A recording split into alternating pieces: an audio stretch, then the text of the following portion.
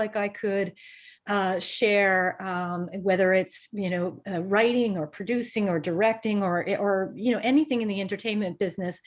When you have a dream and you believe in that dream, I think that forward thinking is really about planning ahead, being there before you're there, and really believing in yourself. And even though you might sometimes have things happen externally that feel like, oh my gosh, this is in my way, or you maybe have a fearful voice that says you can't do this. Forward thinking is not losing your focus on your dream and really truly believing that it can happen. If it's there inside of you, it's there because there's a reason for it to be there. Now, you mentioned that staying ahead. Like, what did you mean by staying ahead in So forward thinking? always being a few steps ahead. So almost every job that I have had, I come from a very small town in Canada, and I always wanted to make kids programming, even before it was a thing. And most people would say to me, I mean, I remember saying to my mom when I was 10 years old, I'm going to work for Disney one day. And she was like, like didn't really, she's like, I mean, this is a big dream. And I'm like, I just know that I'm going to do that.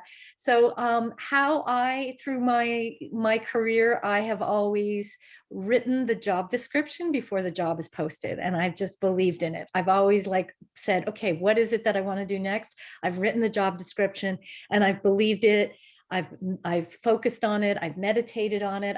I've creatively visualized it before it even happened. And I think everyone has the power within themselves to do that. If there's something that you really love and something that you really want to do, yes, you'll be challenged. Yes, you have to work hard. Yes, sometimes fear will get in the way, but you cannot lose your sight on the goal. You have to, keep your focus. Some people say fight for your dreams, and I say flow with your dreams. I think you set What the do you flow intention. with your dreams? Well, I never heard that. yeah, so I think you set the intention and you know what you want, where you want to go, and then you just get out of your own way. You believe that people are going to be brought to you to help you get to that next step.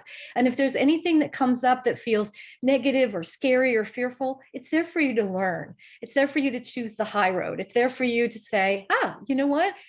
This little bump in the road has happened, but how can it teach me to be stronger towards my goals versus, well, I'm just going to give up.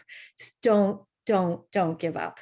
If it's there in your heart, if it's there in your soul, if it's there that it's something you really want to do, don't let anyone take that away from you, including yourself. When you have negative self-talk, you got to get over that. You got to kind of I listen to that agree. talk, learn from it, and move forward. Don't ever let it stop you, because it's just your ego talking. That's just, I call it the beast.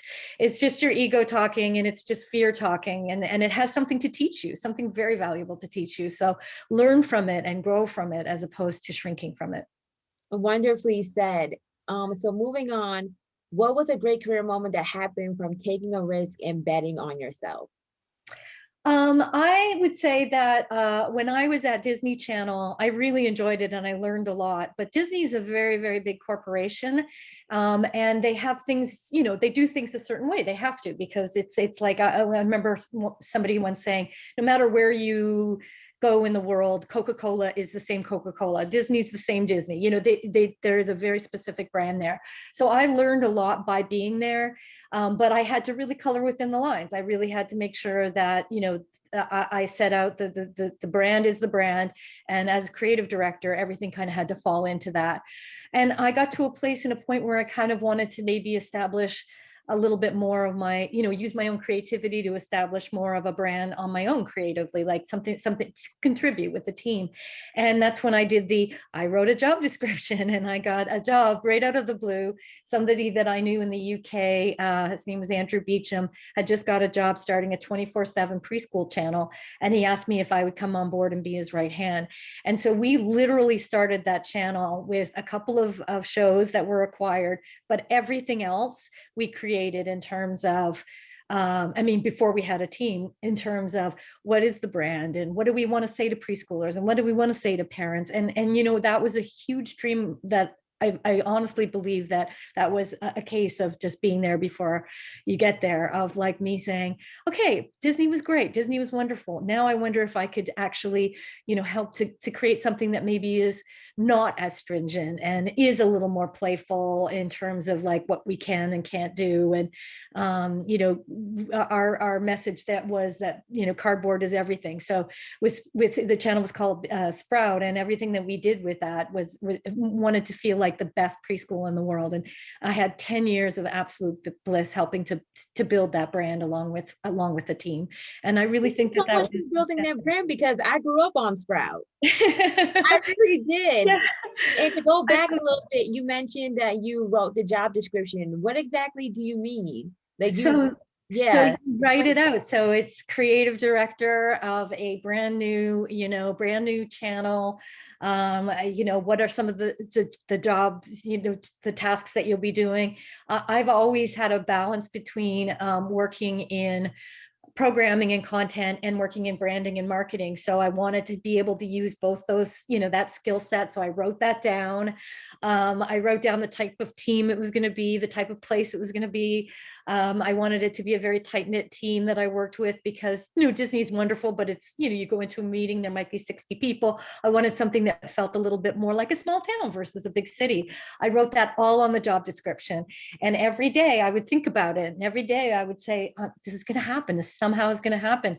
And out of the blue, well, maybe not out of the blue, because I do believe in creative visualization, but when I realized, when I got the job and I was there and I looked around, I thought, oh my gosh, this is everything that I wrote out. This is what I want to be doing. And it was just a wonderful 10 years of experience of being able to build something from the ground up and create different blocks like the Goodnight Show, and be able to travel. I always also wanted to travel, and I traveled a lot with that job. I traveled to Sydney, Australia, to do a shoot with the Wiggles. I traveled to Belfast to do a shoot with the Jim Henson Company. That's how I got to know them really well.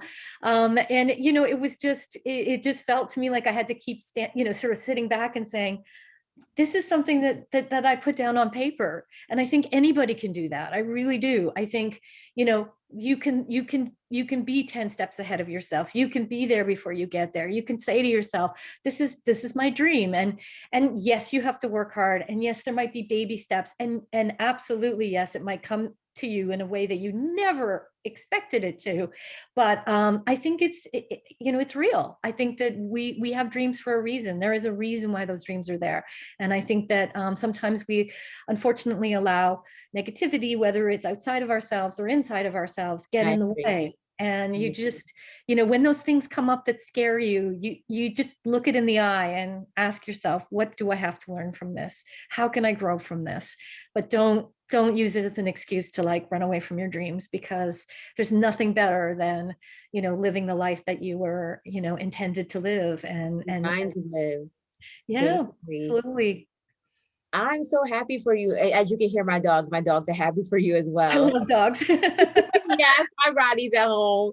I told them to be quiet. They didn't listen. But back on, I'm trying to stay on topic. What unique qualities come from being a doer, a thinker, compared to being book smart? Because we're taught that like, oh, go to college, get your degree, get your job, you'll get it. But then from my experience, it's not what you know, it's who you know. And also being a thinker and a doer.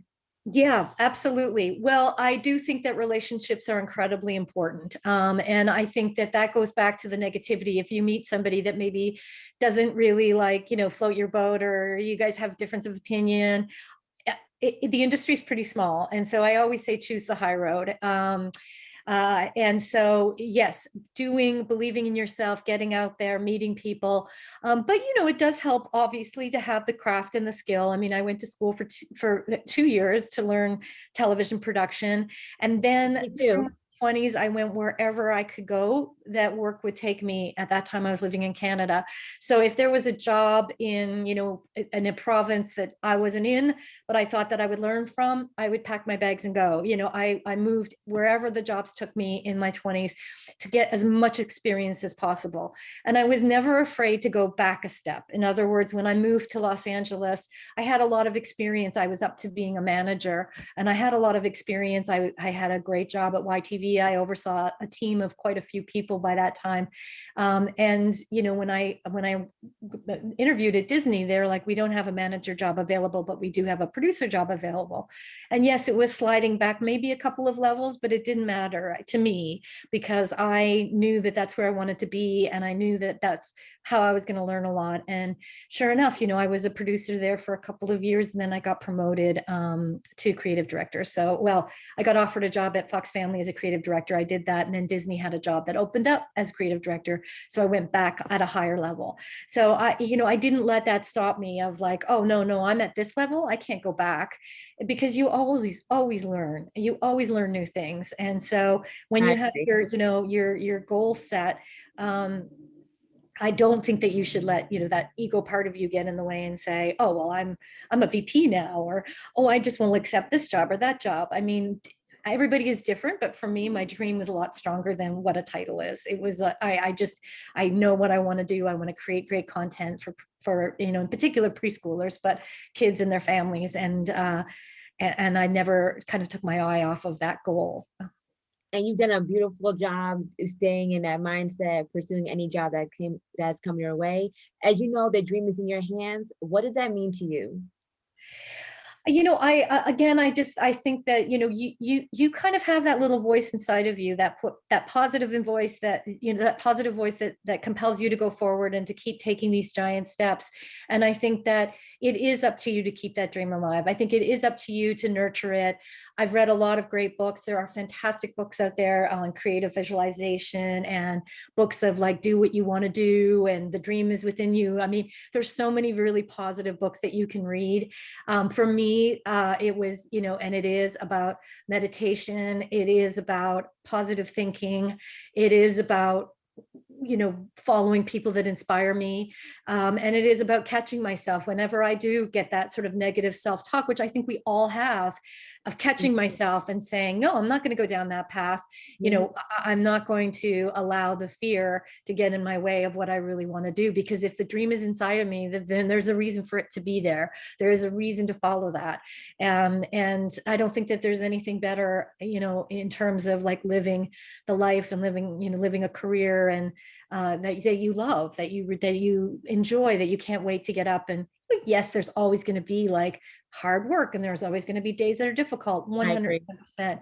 But it is, incredible to do what you love to do, and to feel like your inside goal is becoming your outside reality. So I think it's just about, taking responsibility for that, and understanding that you have it's about the quality of your own thoughts. It's about the way that you show up. It's about the way that you honor, other people who are already, have tread that path, and learn from them and grow from them.